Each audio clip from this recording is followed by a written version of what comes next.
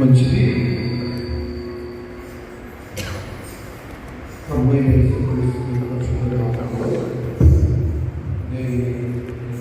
అందరికీ చూపిస్తున్నాం. ఆదివారం ఆరాధన నాకు చాలా జరుపుకోవడం అనేది ఆశీర్వాదకరం. ఒకటి పూట యాక్చువల్గా ఆరాధన జరగాలి. మరి అప్పుడు గారి సమాజ కార్యక్రమంలో రాజకాలం జరుగుతుంది కాబట్టి దేవుడి బిడ్డగా మీరందరూ కూడా రాజకాల ఆరాధన ఆదివారం ఆరాధనగా జరుపుకున్నాం. అంటే జస్ట్ ఒక పాడి ప్రార్థన చేసుకొని ప్రార్థించుకోవడం కాకుండా ఆరాధనకి మనం తప్పకుండా వేది జరుపుకోవడానికి ప్రయత్నించేద్దాం. ఆశీర్వాదం ఆదివారం కూడా మనం ఆరాధన సమయం ఉంది. నాకు సమయం లేదు, ఈ గడియారం పనిచేయలేదు, ఆ గడియారం పనిచేయలేదు, ఏ గడియారం కూడా పనిచేయలేదు, ఏ గడియారం పనిచేయలేదు, నా సెల్ కూడా పనిచేయలేదు. కాబట్టి సమయం లేదు. కాబట్టి సమయం ఎలా ఉందో ఇప్పుడు ఎంతైనా కూడా నాకు అర్థం కావట్లేదు. 9 కరెక్ట్ టైం చేశాను. దేవుని స్తోత్రం. హల్లెలూయా. మంచిది. అందరు లేచి పడతారు. ప్రతి వాక్యం చదువుతా. అందరు లేచి పడతారు. ప్రతి వాక్యం వాడాడు.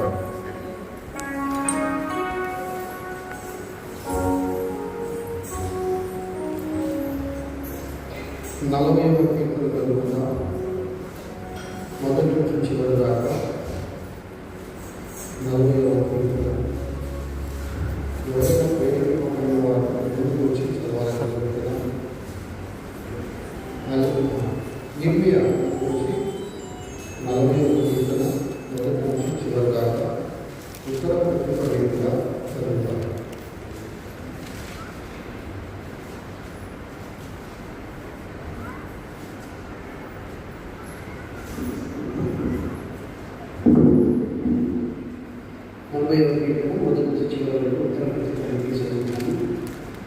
యెహోవా కొరకు నేను సహనంతో కనికరపడి ఆయన నాకు చెవి ఎత్తి నా కూడా ఆదరించాను.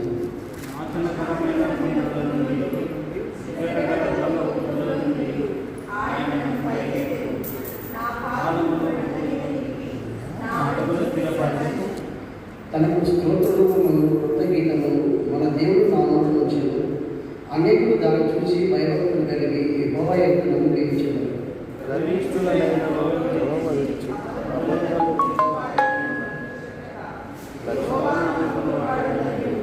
యెహోవా నా దేవా, నీవు మా ఎడల జరిగించిన ఆశ్చర్యక్రియలను, మా ఎడల నీవున్న తలంపులను బహు విస్తారములు, వాటిని వివరించి చెప్పేదని కొట్టిన అవి లెక్కకు మించి ఉన్నాయి. నీవు సాటి అయిన వాడు ఒక్కడూ లేడు.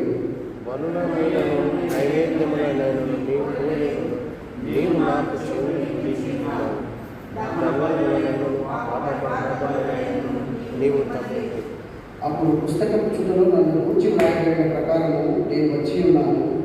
నా దేవా, నీ చిత్తం నెరవేర్చుట నాకు సంతోషము. నీ ధర్మశాస్త్రము నా ఆంతర్యంలో ఉన్నది.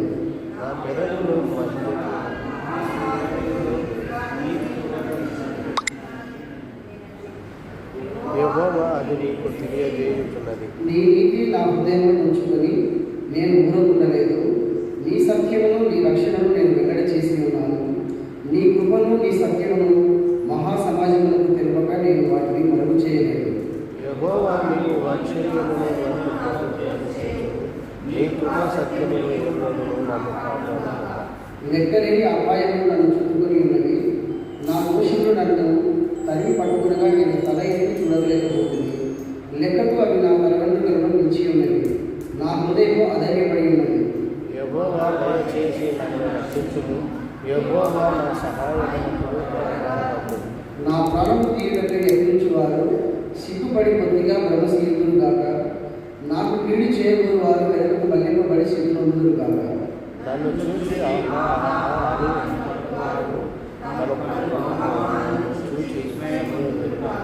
నిన్ను వెదకు వారందరూ నిన్ను గూర్చి ఉత్సహించి సంతోషించుదురు గాక. నీ రక్షణ ప్రేమించువారు యెహోవా మహిమపరచబడును గాక అని నిత్యము చెప్పుకొందురు గాక. నేను శ్రమల పాలై దీనునైతిని. ప్రభు నన్ను తలంచుకునుచున్నాడు. నాకు సహాయం నీవే, రక్షణకర్త నీవే. నా దేవ, ఆలస్యం చేయకు. దయచేసి కోరుతున్నాం.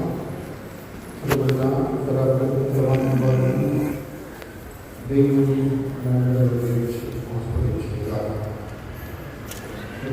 ఉత్తర వాక్యాలు వినిపించిన గారికి చేస్తున్నాం. ప్రార్థన చేస్తున్నాం. కృతజ్ఞత ప్రార్థన చేస్తున్నాం. ఆశీర్వాదం గురించి కృతజ్ఞత ప్రార్థన చేస్తాను.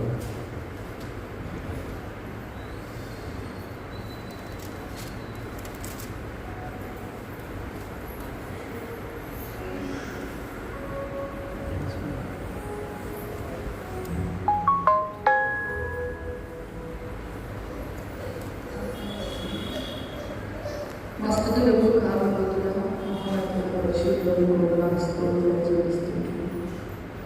అయ్యా, మీరు మాకు ప్రేమించిన మమ్మల్ని సజీవ స్థితిలో ఉంచుకుని పరిశుద్ధులుగా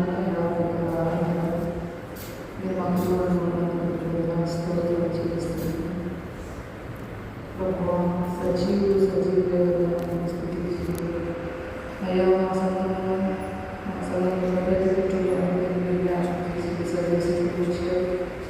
సజీవులుగా మమ్మల్ని తండ్రి సన్నిధిలో చేర్చుకొని ఇంతవరకు పాటల ద్వారా చెల్లిస్తుంటున్నాను. మీరు కృతజ్ఞతాస్తుతులు చెల్లిస్తుంటున్నాను. సంఘంలో ప్రతి కుటుంబాన్ని దీవించి ఆశీర్వదించండి. ఆ యొక్క సంఘ పెద్దలను చేసుకున్న పరిచయం సంఘం ఎంతో కలిగిన తలంపులను చొప్పని నెరవేర్చి వారి ద్వారా ప్రార్థిస్తున్నాను. అనారోగ్యం చేత బాధపడుతున్న నిదర్శించండి. సంపూర్ణమైన ఆరోగ్యము చేయని ప్రార్థిస్తుంటున్నాను. స్తోత్రాలు. గత దినం తండ్రి సభ్యులు పెద్దలు నాయకులు తండ్రి భక్తులు రత్నమైన కూర్చున్నారు. వచ్చి ఆదరణ మొదలు కలిగించిన ప్రార్థిస్తుంటారు. తండ్రి కుటుంబాన్ని జ్ఞాపకం చేసుకుని ప్రార్థిస్తుంటున్నాను. తండ్రి మీ దాసుని పడవచ్చుకుంది. మీ దాసుని ద్వారా వచ్చిన అందరితో మీరు మాట్లాడగలరు. జీవించడం నేనే మీ పద్ధతి జ్ఞానం కలిగించి మహిమ పొందుతాను. మా ప్రభువు రక్షకు నేనే స్వీకరిస్తున్నాను. ప్రార్థించి వేడుకుంటున్నాను తండ్రి. మంచిది. ప్రార్థించిన పాస్టర్ గారికి చూపిస్తున్నాం. సమయంలో దేవుని వాక్యం చదువుకున్నాం. దినధ్యానం కొరకే ఏర్పరచుకుని 37 వచ్చాయి. 3 నుంచి 7 చదువుకున్నాం. ఎవరైనా చదువుకున్న వారు 37 వచ్చాయి. కీర్తన 37 3 నుంచి 7. ఎవరైనా ప్రేమికున్న వారి వచ్చి ఇలాంటి బాగా చదవాలని కోరుతున్నాం. పురుషుల వైపు కానీ స్త్రీల వైపు ఎవరైనా ఒకరు ముందుకు వచ్చిన వాళ్ళు శాంతి ఇలాంటి వాళ్ళు చదివిస్తాను. 37 దేవుని పరిశుద్ధ గ్రంథంలో కీర్తనలు 37వ అధ్యాయం 3 నుంచి 7 వచనం చదువుకుందాం. యెహోవాయందు నమ్మిక ఉంచి మేలు చేయు, దేశమందు నివసించి సత్యమును అనుసరించు. యెహోవాను బట్టి సంతోషించు, ఆయన నీ హృదయ వాంఛలను తీర్చు. నీ మార్గమును యెహోవాకు అప్పగింపు. నీవు ఆయనను నమ్ముకొను, ఆయన నీ కార్యము నెరవేర్చు. ఆయన వెలుగును వలె నీ నీతిని, మధ్యాహ్నం వలె నీ నిర్దోషత్వమును వెల్లడిపరచు. యెహోవా ఎదుట మౌనముగా నుండి ఆయన కొరకు కనిపెట్టుకును. తన మార్గమును వర్ధిల్లు వారిని చూచి వ్యసనపడకును. దురాలోచనను నెరవేర్చుకుని వారిని చూచి వ్యసనపడకును. దేవుడు తన వాక్యమును దీవించుకున్నాక చదువుకుని లేఖనాలు దేవుడు దీవించాక లేఖన బాగా చదువుకుంచిన శాంతి నిలయకు క్రిస్తులో చూపిస్తున్నాం. ఈ సమయంలో మరి విజ్ఞాపన ప్రార్థన ఉందండి. దయచేసి సంఘటనలు ఆరోగ్యం ప్రార్థన చేస్తారు.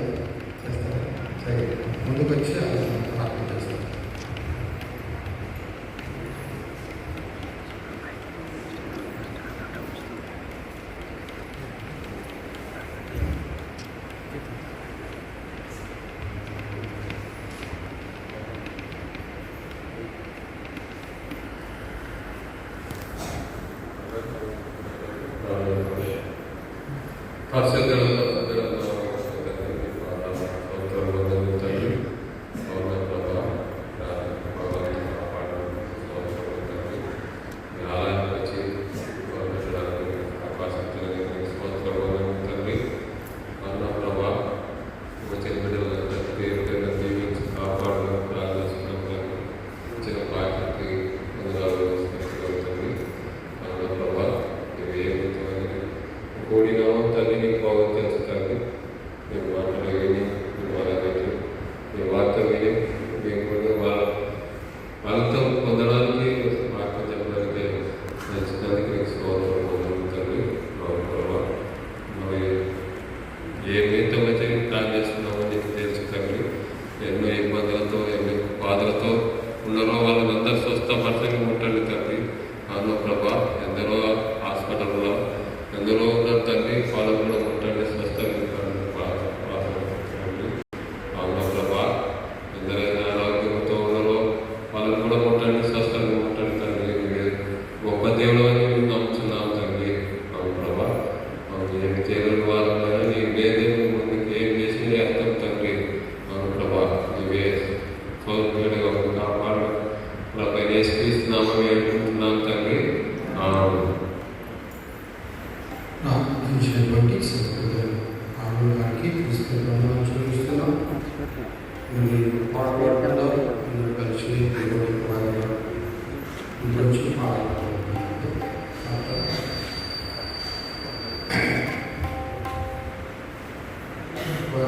నుంచి అందరూ లేచి కూడా పాడుకుంటున్నాం. తర్వాత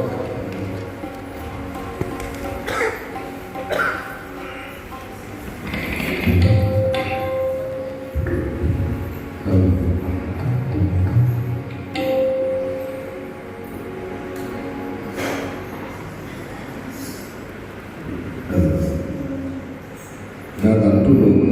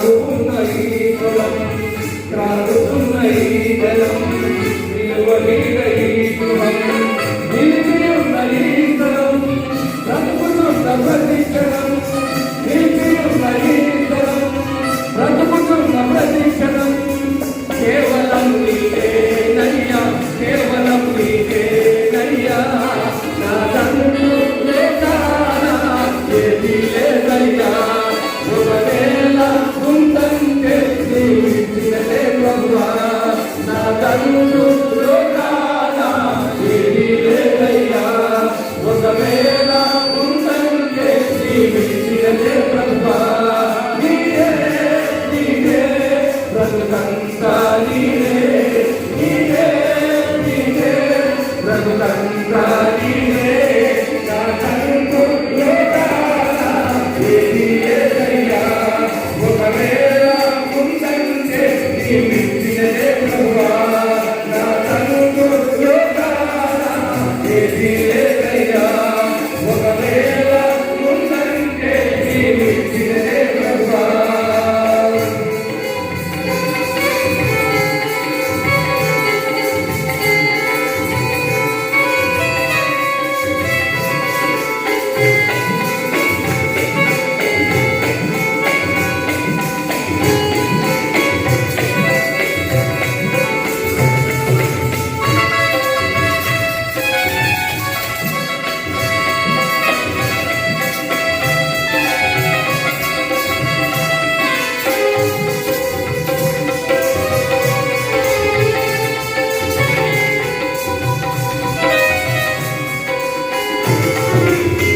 నాకు ఉన్న సమాజం, నాకు ఉన్న సౌఖ్యం, నాకు ఉన్న సౌఖ్యం, నాకు ఉన్న సౌఖ్యం,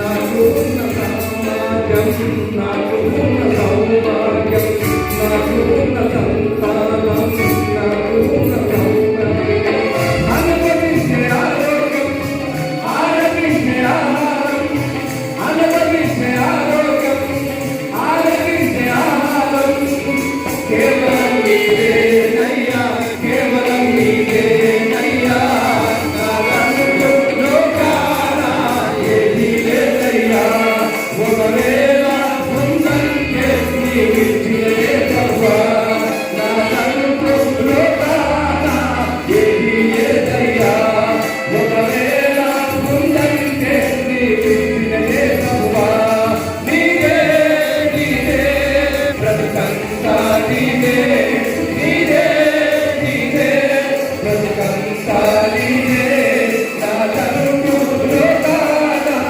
ఏదీ లేదయ్యా, ఒకవేళ ఉందంటే నీవిచ్చినదే ప్రభువా, నాదంటూ లోకాన ఏదీ లేదయ్యా, ఒకవేళ ఉందంటే నీవిచ్చినదే ప్రభువా, నాదంటూ లోకాన ఏదీ లేదయ్యా, ఒకవేళ ఉందంటే నీవిచ్చినదే ప్రభువా, నీవే నీవే బ్రతుకంతా నీవే, నీవే నీవే బ్రతుకంతా నీవే, నాదంటూ లోకాన ఏదీ లేదయ్యా, ఒకవేళ ఉందంటే నీవిచ్చినదే ప్రభువా, నాదంటూ లోకాన ఏదీ లేదయ్యా, ఒకవేళ ఉందంటే నీవిచ్చినదే ప్రభువా, నాదంటూ లోకాన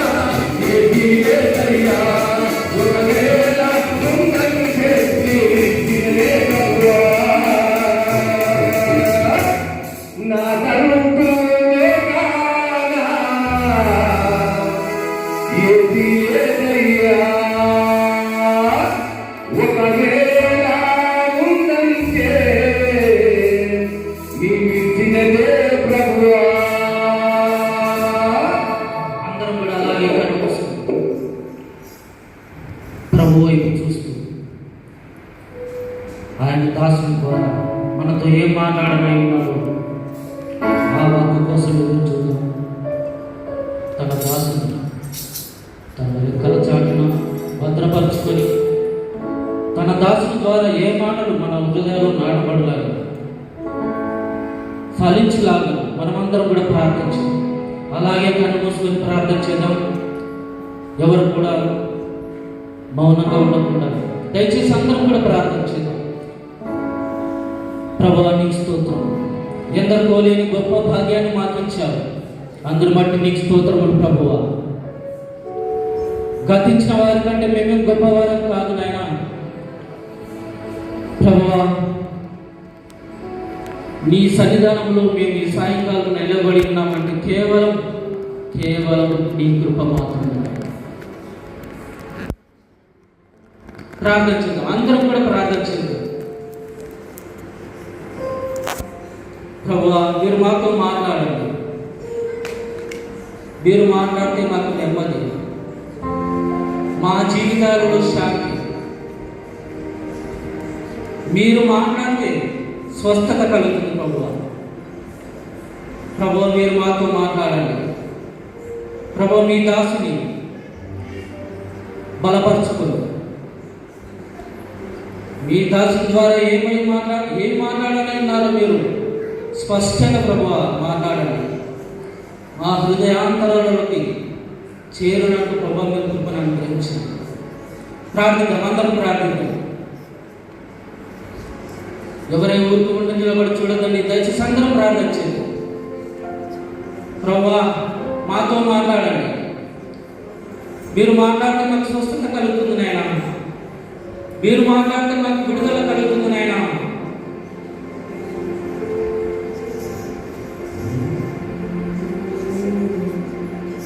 నీవు పలికితే నాకు మేలయా, నీవు పలికితే నాకు మేలయా, నీ దర్శనమే నాకు చాలయా, నీ దర్శనమే నాకు చాలయా. నాతో మాట్లాడు ప్రభువా, నీవే మాట్లాడుమయ్యా. నాతో మాట్లాడు ప్రభువా, నీవే మాట్లాడుమయ్యా. నీవు పలికితే నాకు మేలయా, నీవు పలికితే నాకు మేలయా, నీ దర్శనమే నాకు చాలయా, నీ దర్శనమే నాకు చాలయా. నాతో మాట్లాడు ప్రభువా, నీవే మాట్లాడుమయ్యా.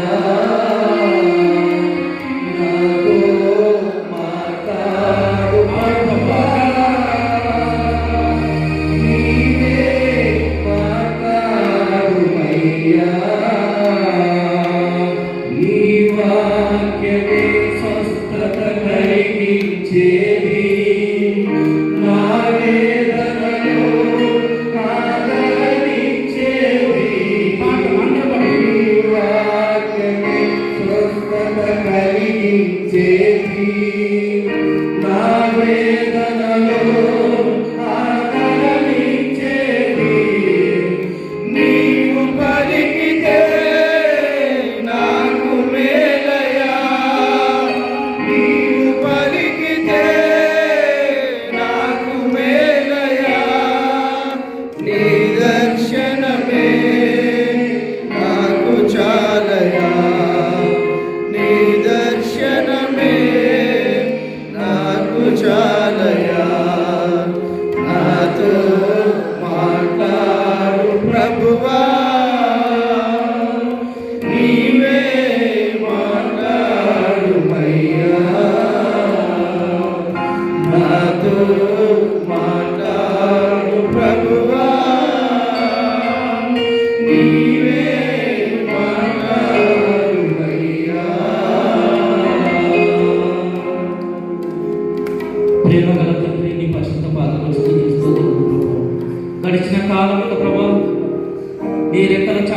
కృపలో భద్రపరిచి ప్రభు ఈ సాయంకాల సమయంలో నీ సన్నిధానంలో చేసిన విధానాన్ని బట్టి నీకు స్తోత్రం ప్రభువా. గతించిన వారికంటే మేము గొప్పవారు కాదు ప్రభువా. కేవలం నీ కృప ప్రభా, నీ కృప ఉన్నతమైనది, అపారమైనది ప్రభు. అందుని బట్టి నీకు వేలాది వేల స్తోత్రం. చేరిన ప్రతి బిడ్డను ఆశీర్వదించండి ప్రభా. నీ దాసుడు ఏ విత్తనై ఉన్నాడు ప్రభు, అది మా హృదయాలలో ప్రభు నూరంతలుగా ఫలించినట్లు ఈ కృపను అనుగ్రహించండి ప్రభా. సాతాను క్రియలను బంధించండి, దూరపరచండి ప్రభు. స్వస్థతను, శాంతి, సమాధానాన్ని మా హృదయాలను అనుగ్రహించండి ప్రభా. నీ దాసుని నీ చేతులకు అప్పగించుకుంటున్నాను ప్రభా. ఏం మాట్లాడనే ఉన్నాడో ఆయన స్పష్టంగా ప్రభా మాట్లాడినట్లు మీ కృపను అనుగ్రహించండి. మాట్లాడవలసింది ఆయన కాదు ప్రభా, మీరే బూరగా ఉండి ప్రభా ఆయన వాడుకున్నామని ప్రభా. ఇప్పుడు నీ దాసుడు ప్రభా నీ మాటలు చెప్పుచుండగా ప్రతి హృదయాలలో నాటమని నీ యందు భయభక్తులు కలిగి ప్రభా ఈ లోకంలో నీకు సాక్షులుగా జీవించకుండా అనుగ్రహించమని మా ప్రభువును రక్షకుడైన యేసుక్రీస్తు అతి పరిశుద్ధ నామములో వేడుకొలుస్తున్నాం తండ్రి. ఆమేన్.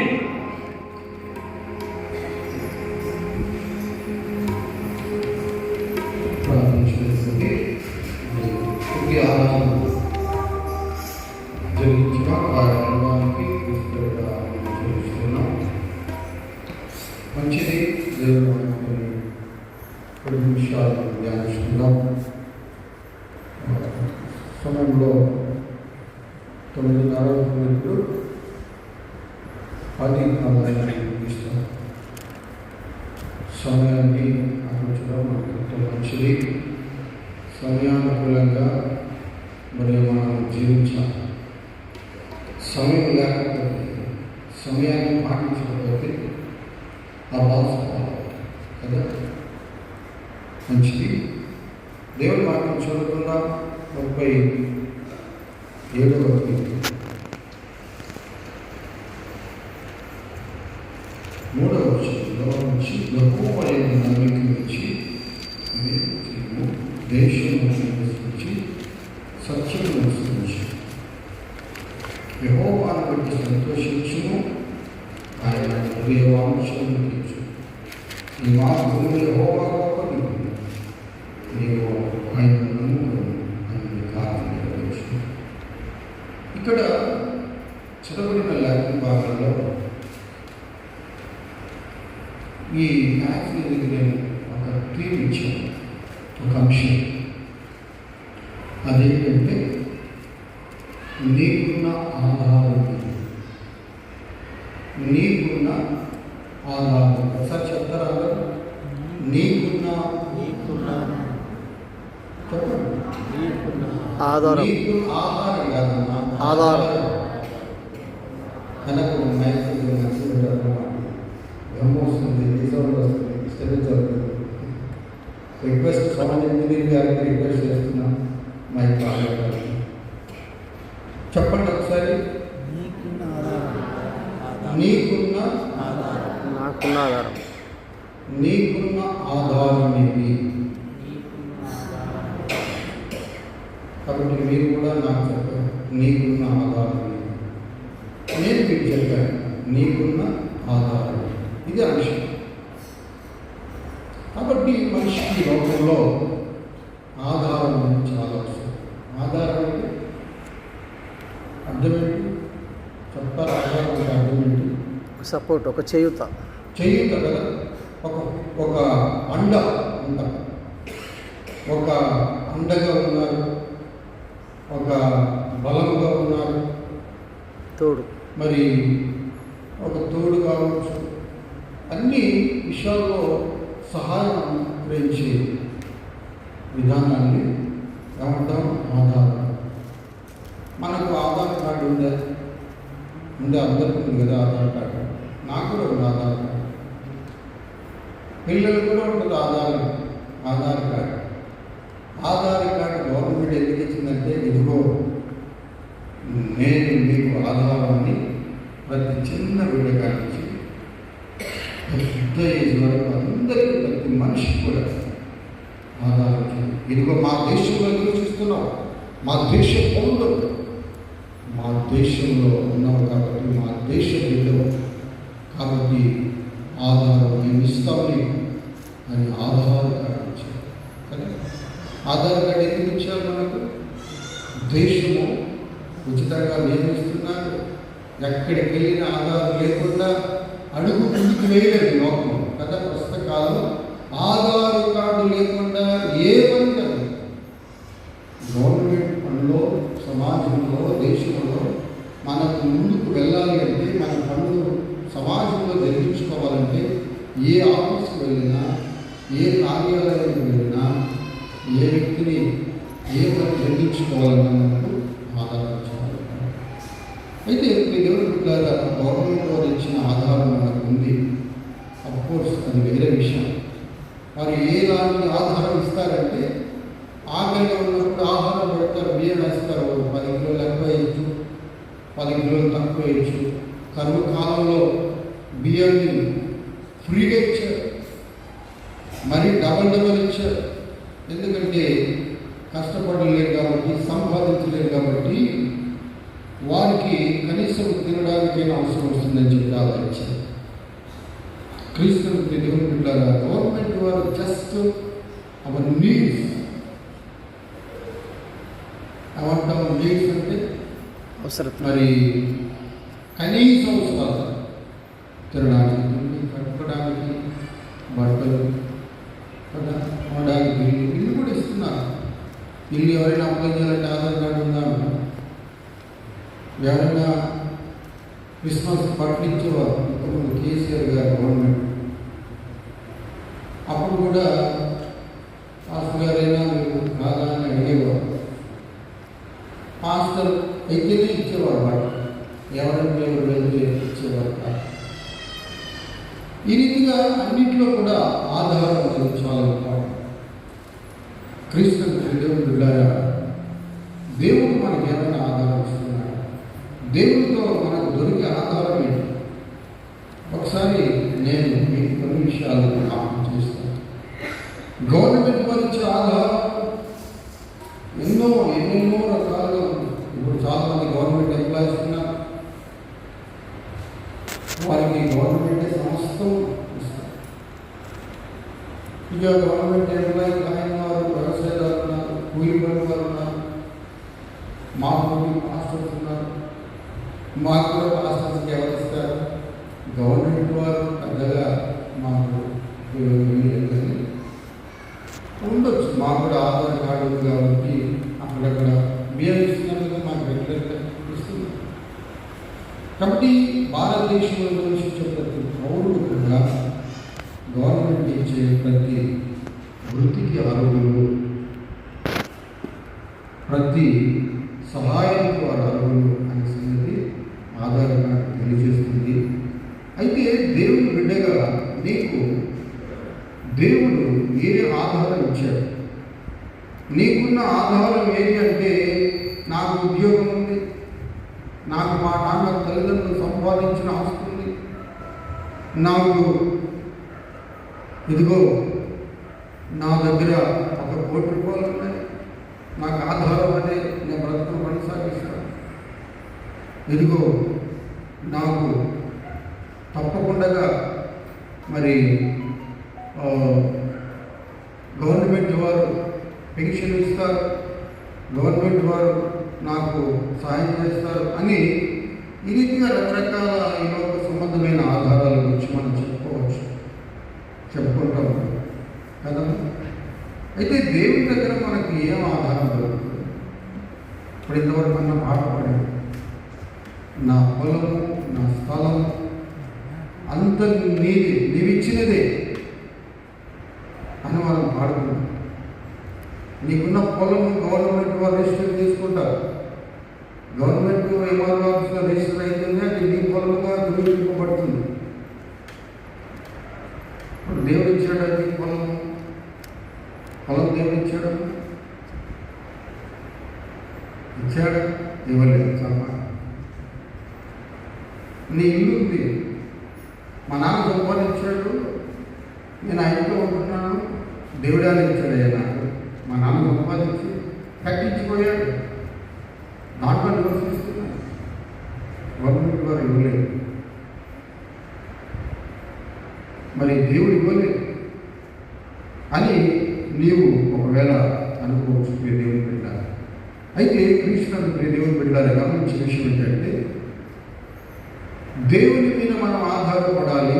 దేవుడు లేకుండా మానవుడు మనిషి లోకంలో ఎవరు ఏమి చేయలేరు. నీకున్న ఆధారం ఒకటే దేవుడే. దేవుడు నమ్ముకుంటే దేవుడు అన్ని విధాలా నీకు సాయం చేస్తాడు.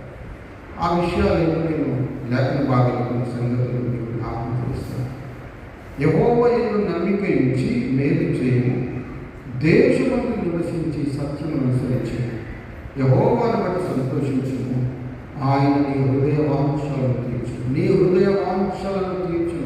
హృదయంలో వచ్చే ప్రతి వాంఛను ఆయన తీర్చే దేవుడు మన దేవుడు. Yes, our god fulfill our desires. Our God fulfill our desires. ఆయన సర్వాధికారి, సర్వోన్నతుడైన దేవుడు, సర్వశక్తి కలిగిన దేవుడు, సమస్తమును చేయగలిగిన దేవుడు. ఆయనకు అసాధ్యమైనది ఏదీ లేదు. నా హృదయంలో కోరిక ఆయన ఎలా తీర్చగలుగుతాడు? తీర్చగలుగుతాడా? తీర్చడానికంటే ముందుగా కొన్ని కండిషన్స్ పెడతాడు. ఎవరైనా కండిషన్ లేకుండా ఉచితంగా ఎవరు నీకు తీర్చరండి. గవర్నమెంట్ వారు ఆధార్ కార్డు చూపిస్తేనే బియ్యం వేస్తారు, అక్కడ ఏమి పెడితేనే బియ్యం వేస్తారు. మరి దేవుడు ఊరికి ఇస్తాడా నీకు? దేవుడికి హృదయ వాంఛలు తీర్చాలంటే దేవుడు ఒక కండిషన్ పెడతాడు. ఏ కండిషన్ పెట్టాడు చూద్దామా? యెహోవా యందు నమ్మిక ఉంచి మేలు చేయమన్నాడు. కాబట్టి ఇప్పుడు దేవుని బిడ్డలారా, దేశమందు నివసించి సత్యమును అనుసరించి మేలు చేయాలి, ఆయన మీద నమ్మిక ఉంచాలి, సత్యానుసారంగా జీవించాలని దేవుని వాక్యంలో మనం గమనిస్తుంది. యెహోవాను బట్టి సంతోషించుము, rejoice in the Lord always అన్నమాట. యెహోవాను బట్టి సంతోషించుము. దేవుని బట్టి నువ్వు సంతోషించాలా. ఈ లోకంలో ఉన్నటువంటి అనేక రంగుల లోకంలో కనిపించే వాటిని బట్టి సంతోషించదు. దేవుని బట్టి పాటలు, ప్రార్థించుటలో, వాక్యం ప్రకటించడం, పరీక్షలలో నువ్వు సంతోషించాలి. అప్పుడే దేవుడు నీ సమస్యలు తీరుస్తాడు, నీ హృదయ వాంఛలు తీరుస్తున్న సంగతి దేవుని వాక్యంలో గమనిస్తుంది. 5వ వచనం, నీ మార్గమును యెహోవాకు అప్పగింపుము, నీవు ఆయనను నమ్ముకొనుము. కాబట్టి నీకున్న ఏ కార్యములను నెరవేర్చాలంటే ముందుగా ఏం చేయాలి? నీ మార్గము దేవుడు. ఇవన్నీ షరతులండి.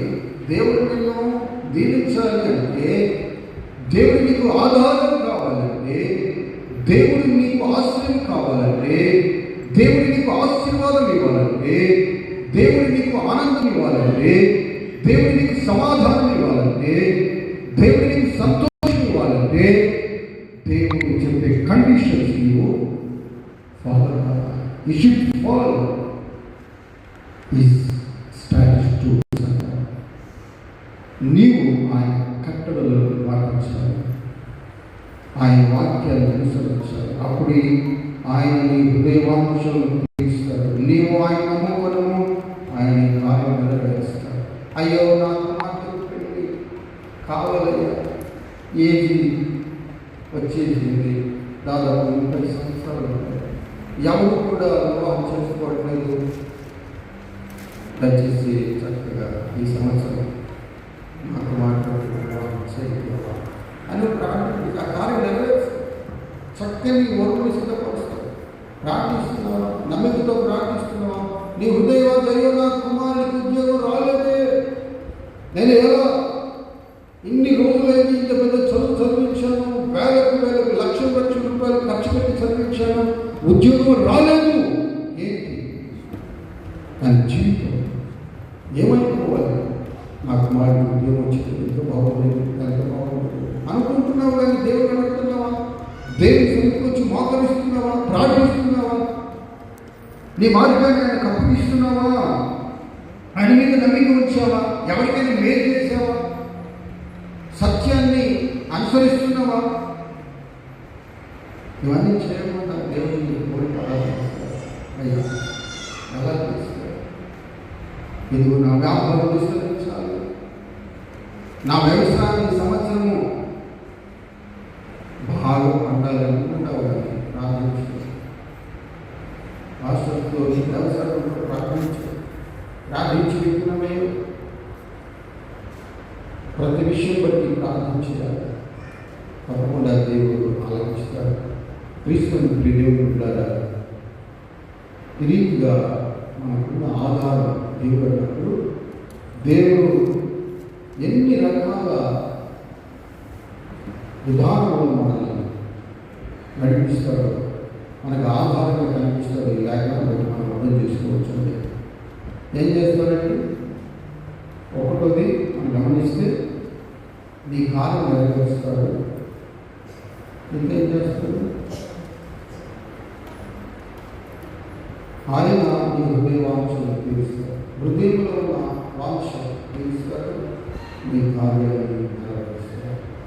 కాబట్టి దేవుని మీద ఆధారపడి నీవు బ్రతకాలి. బలమునమ్ముకొని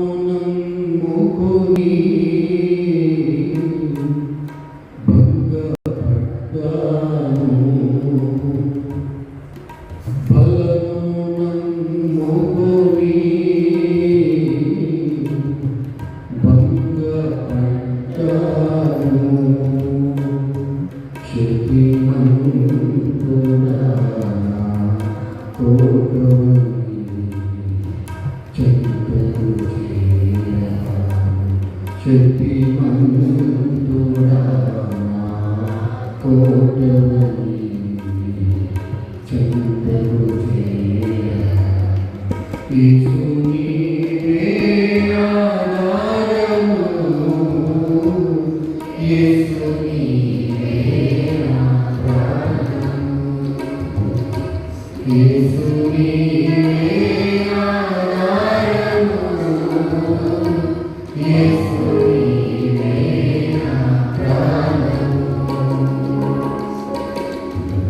నీవు నమ్మిన సిగ్గుపడనీయవు,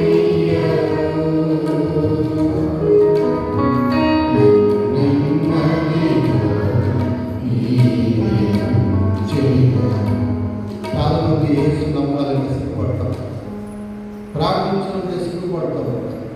నీవు ఆయన ఆధారం చేసుకున్నప్పుడు ఆయన నీకు సమస్తము అని నీవు అనుకున్నప్పుడు ఆయన నీ హృదయవాంఛలు తీర్చాలి, నీ కార్యం నెరవేర్చాలి, నీ పనులన్నింటిలో ఫలితం చేయాలి అని అనుకున్నప్పుడు సిగ్గుపడతాడు. సిగ్గెందుకు పడతాడు? సిగ్గుపడతాడు. అడుగు, ప్రార్థించు. ఆయన నీ కాదు. అప్పుడు ఈ లోకంలో నాకు బలం ఉంది, నాకు బలగం ఉంది, ఎవరు మీద నేను ఆధారపడను, దేవుడు కూడా నాకు అవసరం లేదు అనుకునేవారు ఎంతోమంది లేని ఉంటారు. చాలా ఒకప్పుడు నేను కూడా అలాగే దేవుడు నాకు జ్ఞానం, నాకు చదువు, నాకు అన్నీ ఉంటాయి, దేవుని సేవ చేయాల్సింది నాకు లేదు అనుకునేవాడు. పాస్టర్స్ నాకు సలహా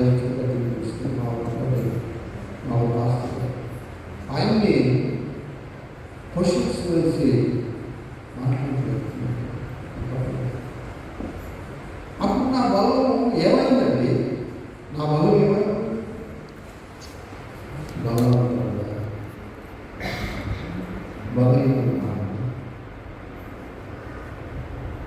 ఆ బలము వృధా బలం, వ్యర్థమైన బలం, పనికిరాని బలం, ప్రయోజనం లేదు బలం. అది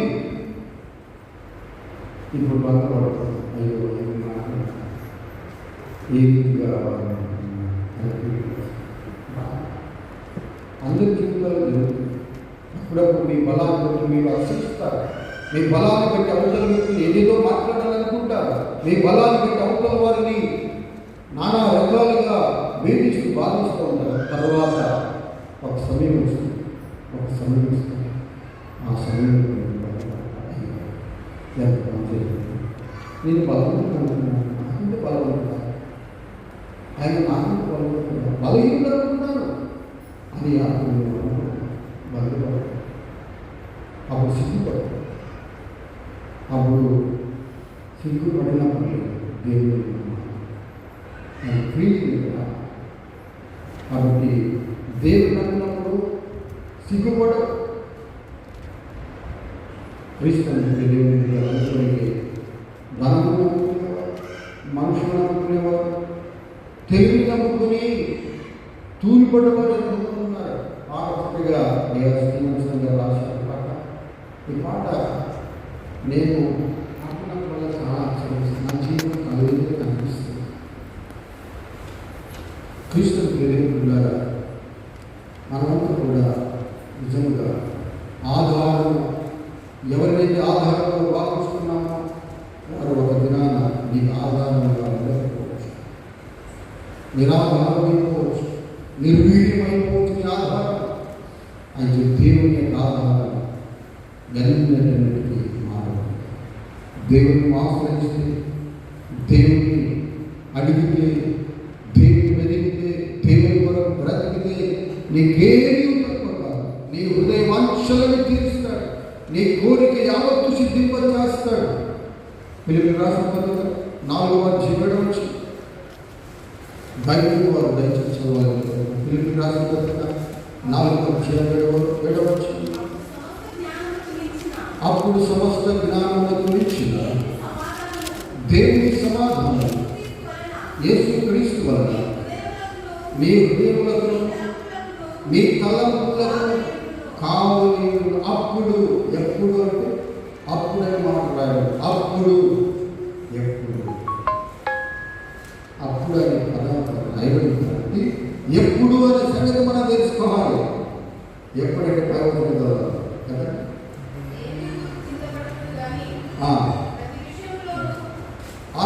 దేవుని గురించి చింతపడవుడు కానీ ప్రతి విషయంలోనూ ప్రార్థన విజ్ఞాపనముల చేత కృతజ్ఞతాపూర్వకంగా. కాబట్టి చింతలు ఎన్నో వస్తాయి. ఎన్ని చింతలో. కాబట్టి క్రీస్తు మన సంఘంలో పెద్దలు రత్నమయ్య గారు, కాలమయ్య గారు దేవుని అనుకున్నారు. కుటుంబం గట్టిగా కుటుంబం మాకు ఎంతోమంది బోధిస్తూ ఉన్నారు.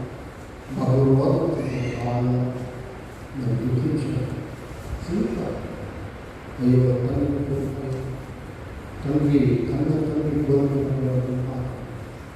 అదొక చింత.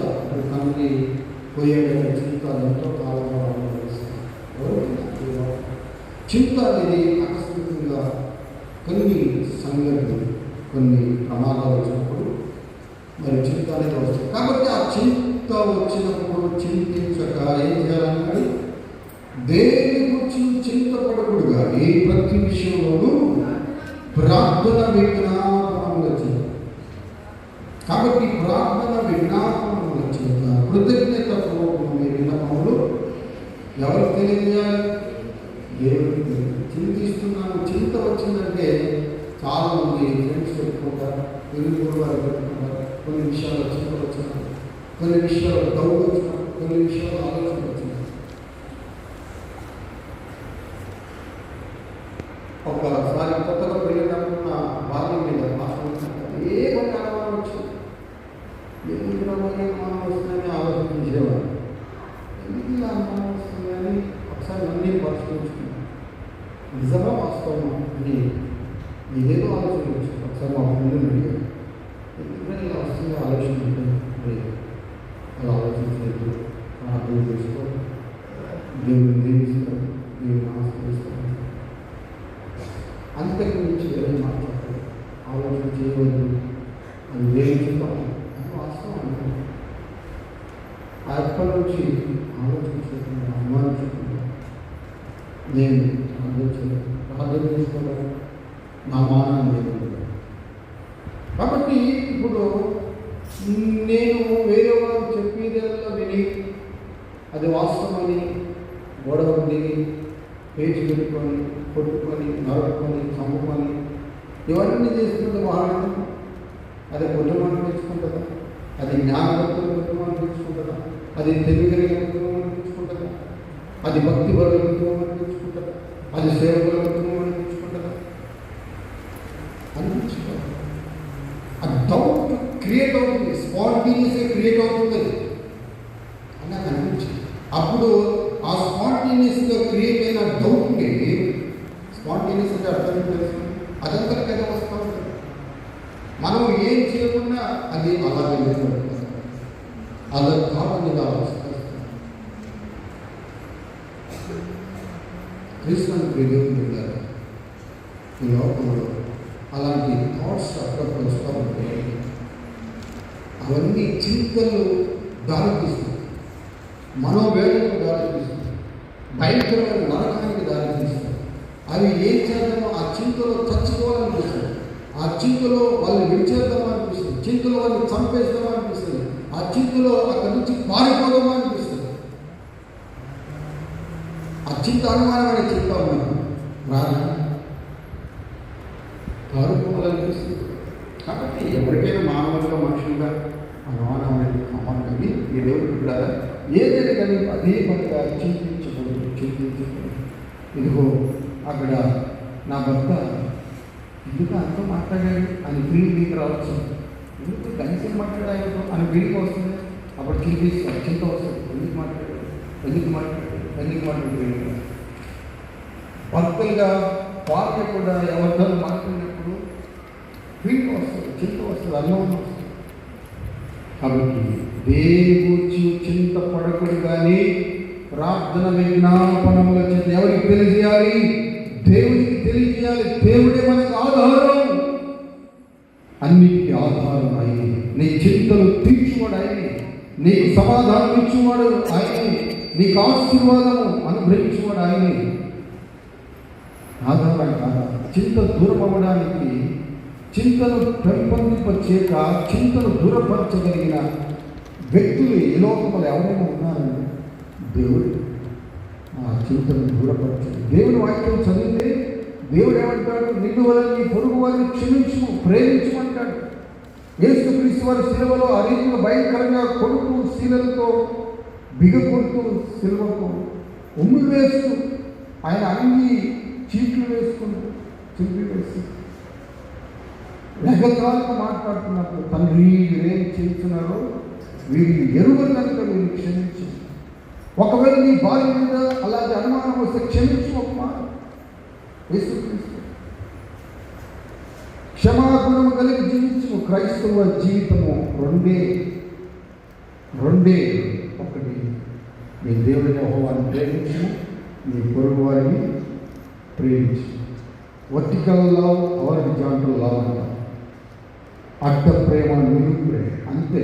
అంతకు మించి యేసుక్రీస్తు చెప్పిన ఆజ్ఞలే లేదు. నిలువు ప్రేమ, అడ్డ ప్రేమ. అడ్డ ప్రేమ అంటే నీ చుట్టూన్న వారందరూ ప్రేమించారు. భార్య కోసం భార్య మరీ ఎక్కువ ప్రేమించాలి, భర్తలు మరీ ఎక్కువగా ప్రేమించాలి, నీ పిల్లలు మరీ ఎక్కువగా ప్రేమించాలి, నీ ఇంటి చుట్టూన్న పొరుగు వారందరినీ కూడా ప్రేమించాలి. అలాంటి ప్రేమ. దేవుడు ఉన్నాడు, దేవుడు అనేవాడు ఉన్నాడు. దేవుడు మనందరినీ సృష్టించాడు, ఈ లోకాన్ని సృష్టించాడు.